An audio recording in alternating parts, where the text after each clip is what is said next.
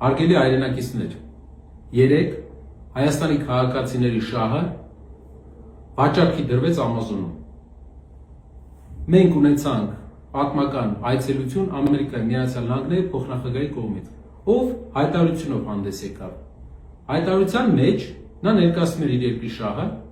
եւ արեց հայտարարություն, որը մեր կառավարության թարգմանիչները հատուկ թարգմանեցին այսպես. Սկզբնական 5 միլիարդ մոտ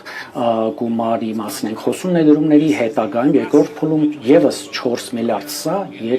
այստեղ փոխշահավետ իրավիճակ է եւ Հայաստանի համար եւ իմ երկրի համար էներգետիկ անվտանգության։ Իսկ ինչ էր իրականում ասել Ամերիկայի Միացյալ Նահանգների փոխնախագահ J.D. Vance-ը։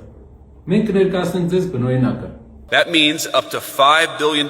in initial U.S. exports, plus an additional $4 billion in long-term support through fuel and maintenance contracts. Երբ որ մենք համեմատում ենք բնօրինակը եւ կառավարության թարգմանչի ասածը, մենք հասկանում ենք, թե ինչ մեծ սուտ են ցանկանում մեզ վաճառել արգել հայրենակիցներ։ Այս կառավարությունը ցանկանում է մեզ ասել, որ Ամերիկայի Միացյալ Նահանգներից գնելով 9 միլիարդ դոլարի սարքավորումներ եւ տալով 9 միլիարդ դոլարի գործարք Ամերիկայի Միացյալ Նահանգներին, նա ներկայացրել դա որպես ներդրում։ Բայց նա մոռացել է ասել, հատուկ սխալ է թարգմանել, որպեսզի մենք չհասկանանք, որ դա պետական պարտքով ատոմային մոդուլյար կայանի մասին է, որի համար վճարելու է ներդրում է անելու ոչ թե Ամերիկայի Միացյալ Նահանգների գործարարը, այլ ես, դուք եւ բոլորս Հայաստանի քաղաքացիները։ Դա պետական պարտքի 9 միլիարդ դոլար ավելացում է։ Դա ատոմային էներգետիկ սակագնի կրկնապատկում է։ Իսկ գիտեք քանի մոդուլային կայան է սարքել Ամերիկայի Միացյալ Նահանգները մինչև այսօր ավարտել։ 0։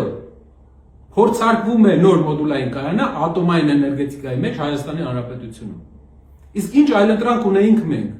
Չինաստանի Հանրապետությունը ժողովրդական մեզ առաջարկել էր 2 անգամ ավելի էժան ատոմային կայան, 2 անգամ ավելի մեծ հզորությամբ։ Ես կարող եմ դա վստահությամբ ձեզ ասել, քանի որ հայկական ընկերությունների կողմից բանակցողներից մեկը ես էի։ Եվ ուղղակի մի հատ նկարի համար, որպեսզի Ամերիկայի Միացյալ Նահանգների փոխնախագահի հետ նկարվի, մեր երկրի թույլ առաջնորդը զոհեց եւս մեկ շահ Հայաստանի 9 միլիարդ դոլարի պայմանագիր ներկայացրեց Ամերիկային, որպեսզի ունենա նկար եւ խափի մեր հանրությանը, որ Ամերիկայի Միացյալ Նահանգների հեղափոխական փոփոխություններ են լինելու։ Այսպես հուսավաճառությամբ ամեն անգամ մեր երկրի ղեկավարը մեզ ամեն ընտրությունից առաջ խափում է։ Եվ սա էլ նոր հուսավաճառություն է։ Մենք երկիրը պետք է կառավարվի այնպիսի մարդկանցով, ովքեր